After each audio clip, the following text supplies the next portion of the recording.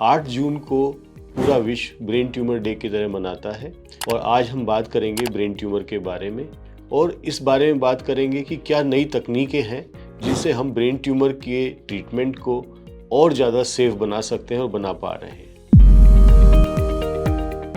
मैं doctor Sudhir Kumar Tyagi, senior consultant neurosurgeon, Apollo hospital, New Delhi. तो अगर बात करें ब्रेन ट्यूमर्स की, तो ब्रेन ट्यूमर मुख्यतः 2 तरह के होते हैं, एक बिनाइन ट्यूमर और दूसरे कैंसरस ट्यूमर। बिनाइन ट्यूमर्स को अगर हम बड़े हैं या छोटे हैं अगर सर्जिकली निकाल सकते हैं तो उनको ऑपरेशन करके निकाल देना चाहिए।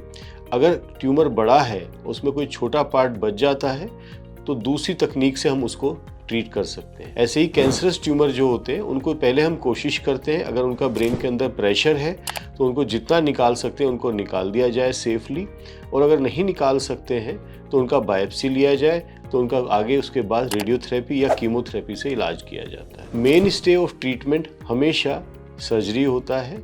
अगर सर्जरी पॉसिबल नहीं है या सर्जरी हाई रिस्क लग रही है तब हम सिर्फ बायोप्सी करके दूसरे तरीके इस्तेमाल करते हैं। लेकिन एक ही तरीका इस्तेमाल होगा ऐसा ज़रूरी नहीं है।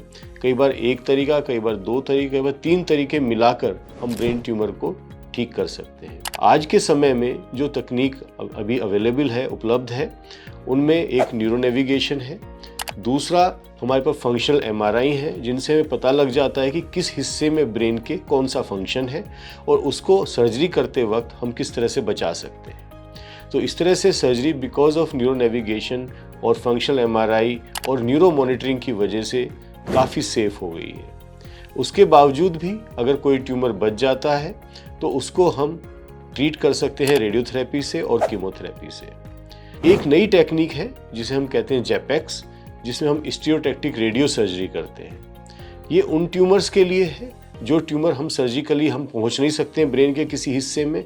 अगर वहां हम जाएंगे तो नॉर्मल ब्रेन को ज़्यादा कट करना पड़ेगा या कोई रिस्क ऑफ लाइफ हो सकता है या कोई ऐसी स्ट्रक्चर आ सकती है जिससे कि पेशेंट के शरीर में काफ़ी ज़्यादा कमी आ जाए, उसकी लाइफ बेड रिडन हो सकती है। इस तरह के जो ट्यूमर्स हैं उनको हम जेपेक्स से ट्रीट करते हैं। जेपेक्स एक ऐसी टेक्निक है जिसमें कि रेडिएशन की जो वेव्स हैं, रेज हैं, वो चारों तरफ से आती हैं और एक फोकस तरीके से जो ट्यूमर होता है उसको बर्न करती है। इसमें खास बात ये है कि जो आसपास का नॉर्मल ब्रेन टिश्यू है उसको ये पूरी तरह बचा लेती है। इसी वजह से ये टेक्निक जो है बहुत ज़्यादा सेफ है और ये हम बिनाइन ट्यूमर्स में भी जिनको हम निकाल नहीं सकते हैं, क्योंकि ब्रेन एक ऐसा हिस्सा है जहाँ कुछ ना कुछ फंक्शन हर जगह है। अगर वहाँ पे कोई क्रिटिकल स्ट्रक्चर के पास कोई ट्यूमर आ गया, चाहे वो बिनाइन हो या कैंसरस हो, अगर वो हम पहले ही डिटेक्ट कर लें, उसका साइज बड़ा ना हुआ हो, तो उस समय हम इसको सीधे जेपेक्स से ट्रीट कर सकते हैं।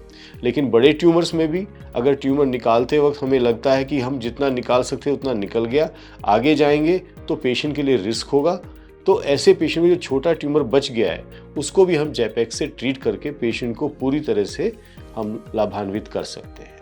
Thank you.